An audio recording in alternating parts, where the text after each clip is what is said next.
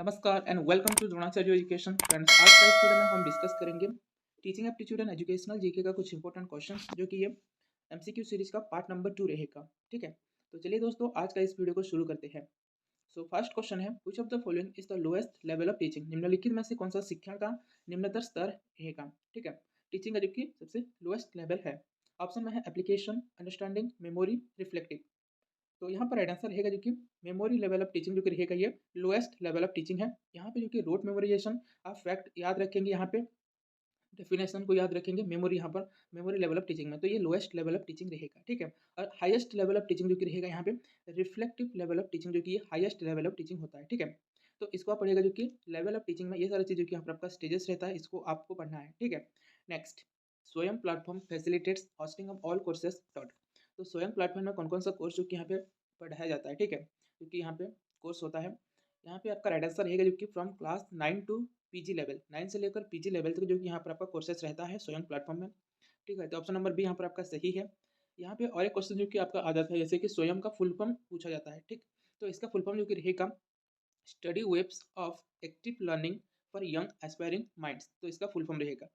Next next है, a teacher's statement during teaching that encourage students to explore more fact is called. शिक्षण के दौरान शिक्षक का वह कथन जो छात्र को अधिक तथ्य खोजने के लिए प्रोत्साहित करता है, उसको क्या बोलेंगे। स्ट्रक्चरिंग, या फिर engagement in the learning process, instructional variation, या फिर प्रोबिंग। तो यहाँ पर आपका राइट आंसर रहेगा जो कि प्रोबिंग, जो कि इसको बोला जाता है। जो भी यहाँ पर टीचर टीचर जो कि एनकरेज करते हैं किसी भी फैक्ट को ज़्यादा वहाँ पे एक्सप्लोर करने के लिए, जैसे कि उसी टाइप का जो कि क्वेश्चंस पूछेंगे तो उसको जो कि बोलेंगे प्रोबिंग। ठीक है, next, Which of the following teaching techniques is most appropriate for arousing interest in the learners? निम्नलिखित में से कौन सा शिक्षण टेक्निक शिक्षार्थियों की रुचि जगाने के लिए सबसे उपयुक्त है। Punishment, reinforcement and reward, feedback, या फिर blame and threat of failure. ठीक है, तो इसमें जो कि राइट आंसर रहेगा जो कि स्टूडेंट्स का इंटरेस्ट को जगाने के लिए राइट आंसर रहेगा रेनफोर्समेंट एंड रिवार्ड, जो कि आप यूज करके जो कि स्टूडेंट्स का इंटरेस्ट आप जगा सकते हो पढ़ने के लिए। तो आंसर रहेगा रेनफोर्समेंट एंड रिवार्ड। बाकी जो कि यहाँ पर आपका पनिशमेंट तो आप नहीं दे सकते हैं, इसमें जो कि स्टूडेंट्स का एंजाइटी आ जाएगा। फीडबैक से भी यहाँ पर आपका नहीं होगा। फीडबैक से जो कि आप इवैल्यूएट कर सकते हो स्टूडेंट्स का जो भी आउटकम्स रहेगा। और blame and threat of failure से इसमें भी स्टूडेंट्स का जो कि इंटरेस्ट यहाँ पे लो होगा। ठीक है, तो इसका आंसर है जो कि रेनफोर्समेंट एंड रिवार्ड से जो कि है स्टूडेंट्स का जो कि यहाँ पे मोटिवेशन हाई होगा और जो कि उसको इंटरेस्ट आएगा लर्निंग के लिए। ठीक, next, which of the following is not a step involve in A project method.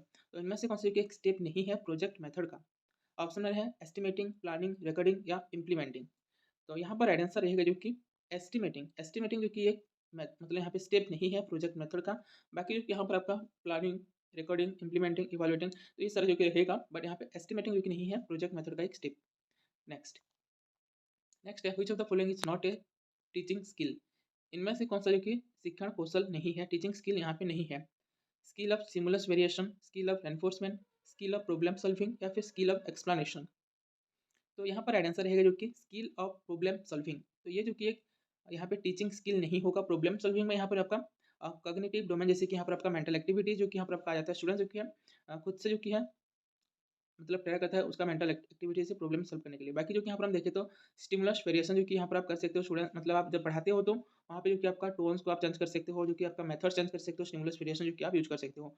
Skill of reinforcement जो कि आप कर सकते हो, जैसे कि स्टूडेंट्स को आप मोटिवेशन दे सकते हो, उनको रिवार्ड दे सकते हो, एनफोर्समेंट कर सकते हो। स्किल ऑफ एक्सप्लेनेशन, जब आप एक्सप्लेन करते हो किसी भी टॉपिक को, यहाँ पे स्किल ऑफ एक्सप्लेनेशन जो कि आ जाता है। बट प्रॉब्लम सॉल्विंग में जो कि यहाँ पर आपका मेंटल एक्टिविटी, कॉग्निटिव एबिलिटी को जो कि है स्टूडेंट्स यूज करता है प्रॉब्लम सॉल्विंग में। तो ये जो कि यहाँ पर एक स्किल नहीं रहेगा टीचिंग स्किल में।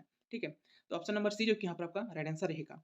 Next, which of the following is not an appropriate behaviour of a teacher in the event of a student coming late to the class.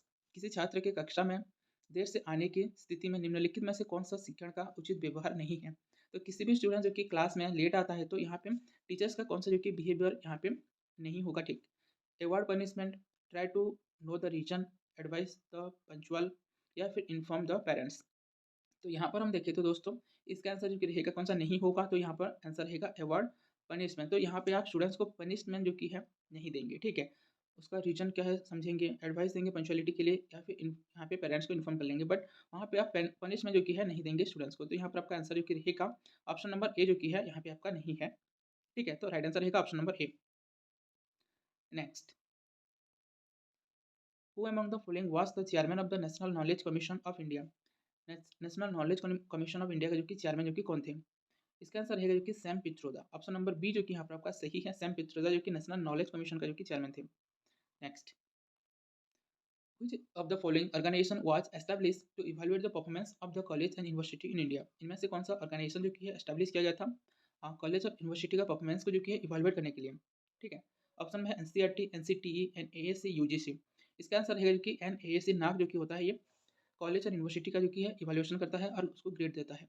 Next, which of the following is not related to creativity. इनमें से कौन सा creativity से जो कि related नहीं है? Conformity, originality, fluency या फिर फ्लेक्सिबिलिटी। तो दोस्तों इसमें आपका राइट आंसर रहेगा जो कि कन्फर्मिटी जो कि रहता है ये क्रिएटिविटी से रिलेटेड नहीं है। बाकी जो कि ओरिजिनलिटी जो कि न्यू आइडियाज़ को जो कि यहाँ पे जनरेट होता है, फ्लुएंसी, फ्लेक्सिबिलिटी जो कि स्टूडेंट्स में फ्लेक्सिबिलिटी होगा को वो सोच पाएगा कि डिफरेंट डिफरेंट मतलब पर्सपेक्टिव में। ठीक है, तो इसका आंसर रहेगा कन्फर्मिटी जो कि है क्रिएटिविटी से रिलेटेड नहीं है। ऑप्शन नंबर ए जो कि यहाँ पर आपका सही है। Next, which type of learning influences the attitude and values of the learners. इनमें से कौन सा लर्निंग जो कि रहेगा इन्फ्लुएंस करता है कि एटीट्यूड एंड वैल्यूज स्टूडेंट्स में? अफेक्टिव, कॉग्निटिव, कोग्निटिव या फिर साइकोमोटर। तो इसमें राइट आंसर रहेगा जो कि अफेक्टिव जो कि रहेगा ये जो कि एटीट्यूड वैल्यूज को जो कि है इन्फ्लुएंस करता है। ठीक है, तो ऑप्शन नंबर ए जो कि यहाँ पर आपका सही है। Next, which of the following is not related to introducing a lesson at introduction stage.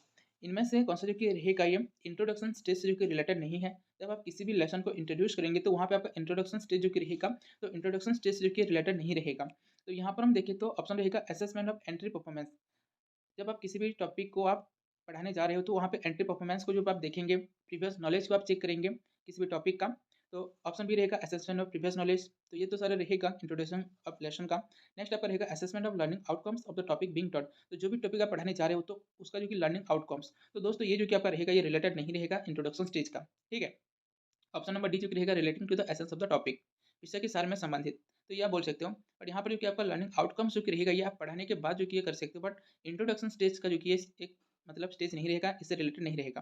तो ऑप्शन नंबर सी जो कि यहाँ पर आपका है राइट आंसर है assessment of learning outcomes of the topic being taught. तो ये जो कि रहेगा ये इंट्रोडक्शन स्टेज से जो कि रिलेटेड नहीं है। ठीक है, नेक्स्ट, सो नेक्स्ट है which of the following commissions report recommended for introduction of A common school system of public education.